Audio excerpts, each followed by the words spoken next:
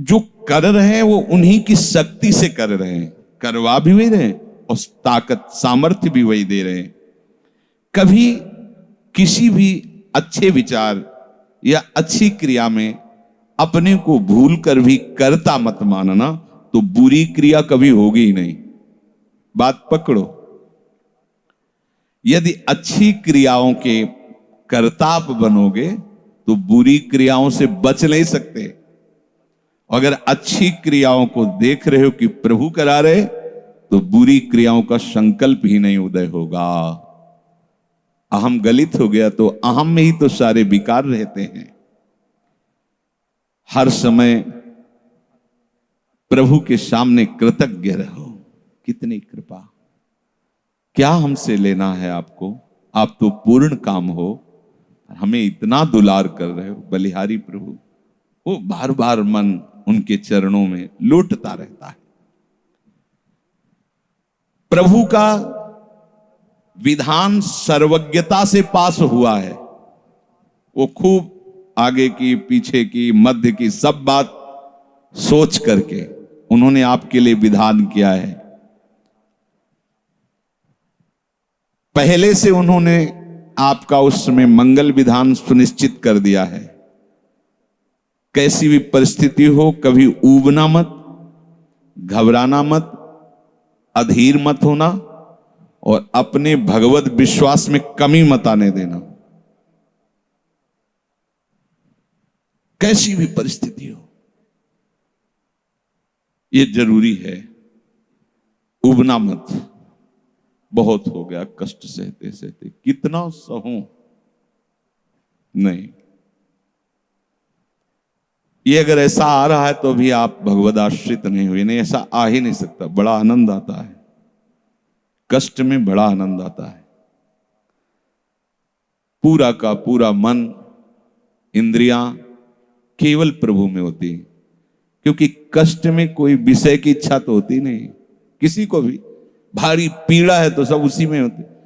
जिसने अभ्यास किया है भगवत चिंतन का, आश्रय है प्रभु का, तो कष्ट में भाग के कहां जाएगा, उसी में तो एकदम तन्मय हो जाता है मन, इंद्रिया। आज जो आप भागवती का अभ्यास करते हो तो आपको पूर्वाभ्यास परेशान करता है ना, विषय चिंतन। और जिसने पूर्व में खूब भजन किया है तो आज विषयों के बीच में भी हो तो उसका भजन कैसे रुक जाएगा। सोचो जरा, आज आप खूब भजन की चेष्टा कर रहे हो पर पूर्वाभ्यास आपको विघ्न पहुंचा रहा है ना। ऐसे ही यदि आपने भजन का अभ्यास किया तो वर्तमान में कैसी भी दुखद विषयमयी कैसी भी परिस्थिति हो, वो कैसे रुक जाएगा। जब असद अभ्यास सत अभ्यास के बीच में प्रकट हो रहा है तो सत अभ्यास असत की सत्ता कैसे रहने देगा। इसीलिए जो भजन परायण जन होते, भारी से भारी विषम परिस्थिति में भी हर समय भजन करना नहीं होता, भजन नृत्य करता है, वो निहाल हो जाता है। सुख किसे कहते तब आप जानेंगे, सुख का परिचय तब आप जानेंगे जब इतना भरोसा हो कि कैसी भी परिस्थिति हो, उबना नहीं, घबराना नहीं, अधीर मत होना और विश्वास में कमी मत आने देना। कब तक भोगूं, कब तक। ऐसे लोग हैं उद्दंडता करते हैं, पाप करते हैं, उनको बुखार भी नहीं होता। भजन में लगे लोगों को देखो कितना कष्ट। ये क्या है प्रभु, कम से कम उनका शरीर स्वस्थ रखो तो आपका यश गा रहे भजन। उनका विधान सर्वज्ञता से भरा हुआ है। तुम अल्पज्ञ हो, तुम वर्तमान की बात सोच रहे हो। वो तीनों कालों को देखकर निर्णय करके परिस्थिति दिया, इसलिए मस्त रहो उनके भरोसे पर। कभी कई बार चर्चा की है प्रताप राय जी की, बचपन से भजन परायण थे, ईश्वर संपन्न घर था, भाई बहन सब खूब। कुछ दिनों बाद माता पिता पधार गए, पूरा अधिकार। ऐसे भजन में डूबे रहते कि उनका व्यापार था कि जैसे कोई धन लेने के लिए आया तो उसके लिए कुछ गिरवी रखना होता था, आभूषण आदि, और जितनी आवश्यकता है आप धन ले जाइए, और जब धन मिल जाए तो ब्याज सहित उसमें रख जाना और अपना सामान ले जाना।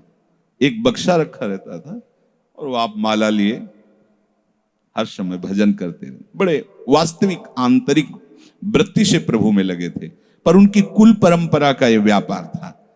जैसे सदन जी की कुल परंपरा, तो कुछ गृहस्थ ऐसे महापुरुष जो अपने, भगवान भी कहते पर धर्मो भयावहा सुधर्मो निधनो श्रेया पर धर्म, वो जो वहां का काजी था उसने देखा कि बिना किसी प्रयत्न के बड़ा आनंद इनके चल रहा है, तो जलन होती, जो भगवत विरोधी जन विमुख जन होते हैं तो जलन होती है। इसको दूसरे रूप में हम कह सकते हैं कि प्रभु अब उनके भजन का फल देना चाहते थे। दोनों बातें, परिणाम जान गए हैं इसलिए हम कह रहे हैं प्रभु उनके भजन का फल देना चाहते थे, और वो वर्तमान से देखो तो वो द्रोही थे, भगवत द्रोही जन। 3 लोगों ने काजी से मिलकर कहा बड़ा सुख लूट रहा है, हम जाके देखा है, बढ़िया काम बन जाए। वो देखता भी नहीं कि बक्से में क्या रखा गया। तो कुछ कंकड़ ऐसे झोली में, पहले थैली टाइप की झोली होती, गए प्रणाम किया और कहा हमें 10,000 रुपए की आवश्यकता है, यहां लिखो दस्तखत, तारीख, दिन, और चेक भी नहीं कर। वो इतने विश्वास परायण भक्त थे, अभी तक ऐसा कुछ हुआ भी नहीं था। 10,000 रुपए दे। थोड़ी देर में दूसरा आ गया, थोड़ी देर में तीसरा आ गया, उनको धन था, दे दिया। 2-3 दिन बाद एक आया और 10,000 का ब्याज, 10,000 रुपए उनका, अपनी जहां रखा हो निकाल लीजिए। थैली निकाली और 2500 लोगों को पहले से काजी ने वहां भेज रखा था, सबके सामने डाला। देखो कितना पाखंडी है, हमारी सोने की सब जो आभूषण थे सब हटा के देखो इसमें पत्थर रख दिया। और हो तले दूसरा आ गया, प्रताप राय जी आपसे ये 10,000 रुपए, ये आपका ब्याज का पैसा। उसे अरे हाँ मेरे भी स्वर्ण, तीसरा है। फिर अब तो जितने गांव वाले थे जो श्रद्धा करते थे कि भक्त है, बड़ा उनका सम्मान था, सब उनके मुंह पे निंदा करने लगे। तिलक लगाए बैठे हो, कंठी बांधे हो, नाम जप करते, तुम्हें शर्म नहीं आती? तभी हम लोग सोचते थे कि कुछ करते हो, नहीं इतना माला माल हो रहे हो, ऐसी बेईमानी तुम करते हो। काजी आ गया, उसने कहा तुम रिपोर्ट लिखाओ। रिपोर्ट लिखाई गई, बादशाह के पास रिपोर्ट पहुंचा गई। उन्होंने कहा ऐसे पाखंडी को बंदी बना लिया जाए और सारी संपत्ति जब्त कर ली जाए।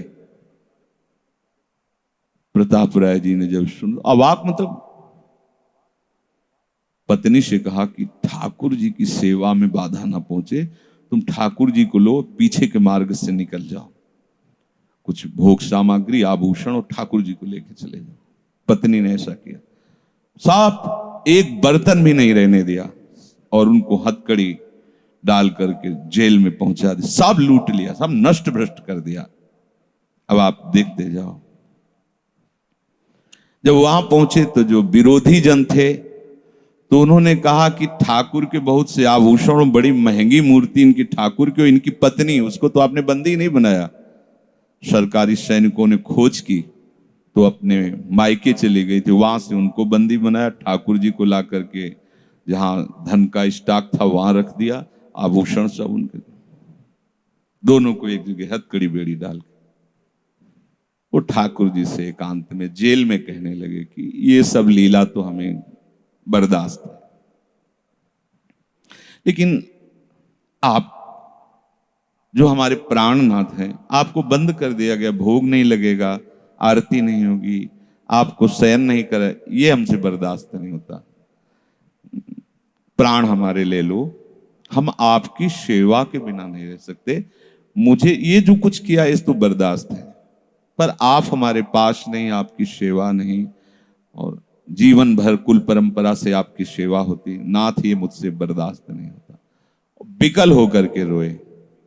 तो वहीं गलबैया दिए प्रिया प्रीतम जेल में ही प्रकट हो गए, निहाल कर दिया। आगे जो बड़ा चरित्र है, हम ये बताना चाहते हैं कि देखने में तो हमें लगा कि देखो ऐसे महान भक्त के जीवन में कैसी परिस्थिति आई, पर परिणाम देखकर हम ये कह सकते हैं कि ये फल वृत्ति आई, पूरे जीवन के भजन का फल कि सच्चिदानंद प्रभु का साक्षात दर्शन, साक्षात ऐसी महान स्थिति आगे उनकी वर्णन है।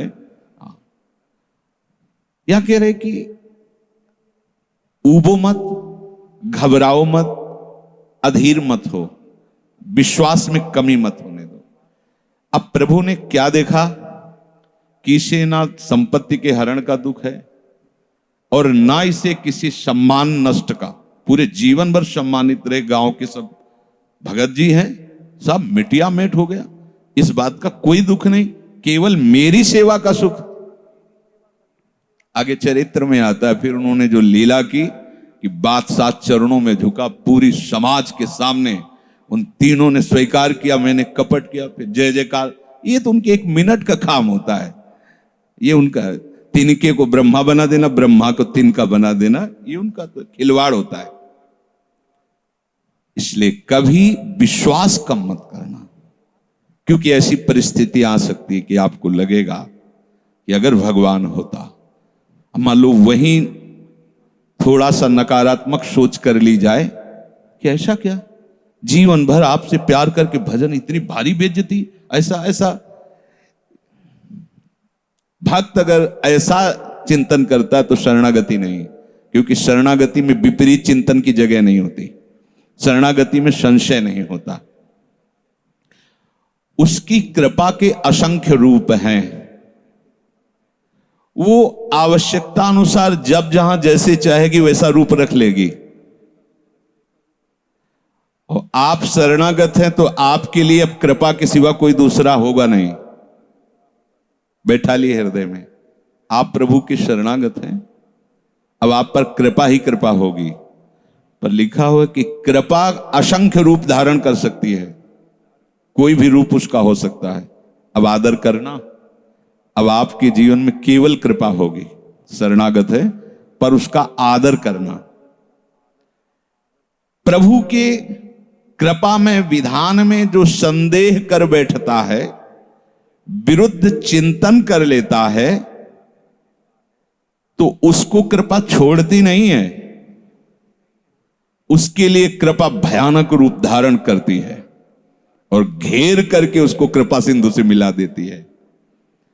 और जो हृदय की निर्मलता से, विश्वास से, प्रेम पूर्वक सराहता रहता है, वाह अपना मानकर दंड दिया, बहुत अच्छा किया आपने, जो जो किया ना बहुत अच्छा किया प्रभु। अब लगता है कि आपने मुझे स्वीकार कर लिया, क्योंकि आप कुछ भी करने में अब हिचकते नहीं है, हमसे पूछने की जरूरत नहीं है, आप जो जो कर रहे बहुत। उसके लिए कृपा बहुत मृदु और शांत होकर प्रकाश रूप से उदित होती है और प्रभु के पास पहुंचा देती है। कृपा बख्शेगी नहीं। आप शरणागत हो, अगर ज्यादा चतुराई करोगे तो भयानक रूप धारण कर लेगी। अब तुम्हें जाना ही है प्रभु के पास, अगर सुलझोगे तो शांत सौम्य होते हुए आपको पहुंचा देगी। तुम विश्वास करो, इसी विश्वास से तुम्हें भगवत दृष्टि प्राप्त होने वाली है। कल हम कुछ उपासकों से बात कर रहे थे कि भैया ऐसा मत समझो कि अमुक समय तक साधना करने पर सिद्धार्थ अवस्था आती है, नहीं, अभी समझ ठीक कर लो, अभी सिद्ध हो जाओगे। अभी ये साधना से नहीं होता, ये समझ से होता है। आपकी समझ ठीक हो गई, अभी वही आचरण आने लगेंगे जो सिद्धों में आचरण। हम लोगों के दिमाग में बैठा हुआ 12 वर्ष 18 वर्ष ऐसा वैसा, 12 जन्म में भी बात नहीं बनने वाली, और 12 मिनट भी बहुत होते हैं। समझ जाओ, जैसे कोई कहे ऐसे ही बोल रहे हो। आपके पास कोई उदाहरण है? भागवत में 11 स्कंद में तितिक्षु ब्राह्मण का चरित्र पढ़ लो, और ये भगवान श्री कृष्णचंद्र जो उद्धव को उसका चरित्र सुना रहे, मतलब उसका यश गान कर रहे हैं। और वो खुद कह रहा है कि मैंने जीवन में कभी कोई साधन भजन की बात जाने तो धर्म नहीं किया। हुआ क्या? कृपा उदित हुई, सर्वनाश का खेल हुआ और उसकी एकदम समझ ठीक हो गई। समझ पढ़ लेना उसकी। जिनके लिए मैंने पूरा जीवन, वो मुझे त्याग रहे। जिस धन को ना मैंने प्रयोग किया ना किसी को करने दिया, उसका अपहरण हो गया। जिस शरीर को मैं माना वो बुढ़ापे में जा रहा है। ये हो क्या रहा है? समझ ठीक हुई, उसी समय वो ऐसी स्थिति का महापुरुष हो गया कि भगवान उसका यशगार है। बोलो क्या साधना? समझ। रत्नावती जी ने क्या साधना की? दासी ने जब बताया तो हिमालय में जाके उन्होंने पद्मासन लगा के कोई साधना की क्या? दासी ने बताया कि सबका प्रीतम परम सुंदर करुणामय बिहारी जो है, बस समझ पकड़ लिया बिहारी। और महान सिद्ध। अपने लोग ऐसी धारणा बनाए हुए कि धीरे धीरे विषय छूटेगा, कामनाएं छूटेंगी, इतने वर्ष कम से कम, ऐसा वैसा। कुछ नहीं, अभी एकदम स्वीकार करो, आनंद पूर्वक चल दो। स्वीकृति का सारा चमत्कार है, अंदर से स्वीकार कर लो। अब तुम्हें ध्यान दीजिए, वही पदार्थ, वही परिस्थिति, वही कार्य प्राप्त होगा जिससे तुम्हारा मंगल होगा। काहे को खोपड़ी लड़ाते हो? कितना आनंद है। वही पदार्थ, जय राधा वल्लभ।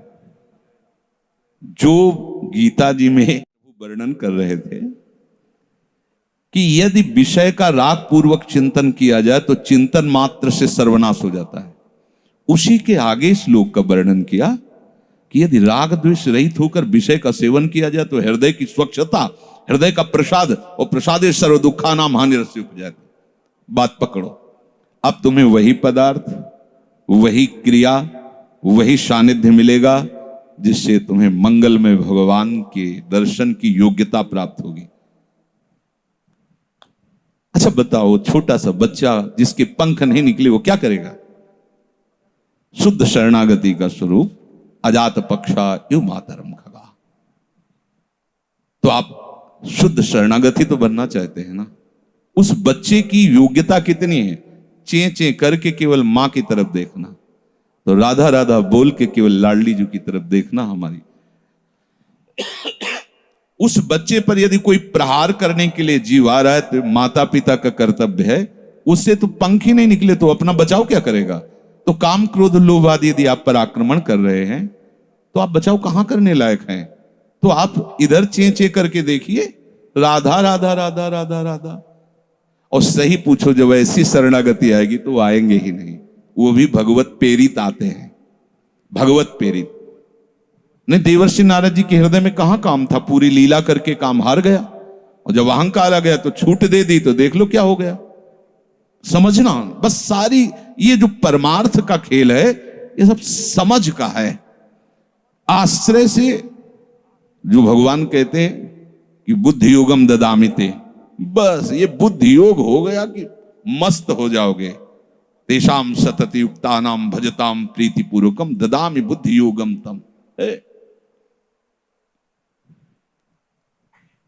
अब जो भी पदार्थ, जो भी क्रिया, जो भी सानिध्य, वो कृपा के द्वारा होगा। अब हमें उसमें न राग करना न द्वेष करना है। और इसका परिणाम क्या बताया? हृदय की स्वच्छता, परम प्रसाद और बुद्धि का भगवान में स्थित हो जाना। अब वो प्रतिकूल हुआ या अनुकूल हुआ? अगर प्रतिकूल हुआ तो आपने सोचा गलत सिद्धांत। अगर ये बात हम ना माने होते तो इससे सावधान रहते तो हमारा वो होना था। प्रभु का विधान था, उसमें कुछ है, बाद में देख लेना। उसका वो परिणाम होगा जो तुम नहीं निकाल सकते थे। उस प्रतिकूल पदार्थ, वस्तु, व्यक्ति के सानिध्य से वो ठीक हुआ है जो ठीक होना था, प्रभु ने भेजा है। अब तो तुम निश्चिंत हो जाओ, अब भय ना करो। समझना? प्रभु सर्वज्ञ हैं, तुम उनके भरोसे हो गए हो। आप कोई तुम्हारा मंगल कर ही नहीं सकता। बोले काम आता है, क्रोध आता है, गंदी बातें मन में रहती हैं। कहा जाता है जब ये तक हृदय में रहेंगे तब तक तुम्हें भगवत प्राप्ति नहीं होगी। शास्त्रों में खूब खुला वर्णन है, चाहे जहां देख लो। त्रिविधम नरकस्येदम द्वारम नाशन मात्मनः कामः क्रोधा तथा लोभा। तस्मादे त्रयम त्यजेत, काम क्रोध मद लोभ शब नाथ नरक के पंथ। पर इसके बीच की हम एक रहस्यमयी बात आपको बताते हैं। यदि आपने भरोसा लाडली जी का कर लिया है और ये हैं, तो इनकी सत्ता नहीं, ये आने जाने वाले हैं और इनसे कुछ भी आपका नहीं बिगड़ने वाला। भरोसा इनका, ये तर्क वितर्क की बातें नहीं है, ये श्रद्धा विश्वास की बातें हैं। और धीरे धीरे एक दिन आप महात्मा बन जाओगे। देख लेना, विश्वास करना। कुछ बातें ऐसी होती जो यहां की होती हैं, क्योंकि पूरा जीवन जिए हैं तो उसको देखा है। पढ़ी लिखी बातों को जब तक अनुभव में नहीं किया जाता तो ठीक से समझ में नहीं आती। अब जैसे ये बात केवल समझ में आ जाए कि निर्विकार हृदय ही भगवत प्राप्ति की योग्यता, बढ़िया बढ़िया शब्द है, लेकिन जीवन में देखा है कि इसमें विकार है। जीवन में देखा है इसमें बहुत सी घृणित बातें रही और कसर रखा नहीं साधन में, भजन में, साधन में, उपासना में।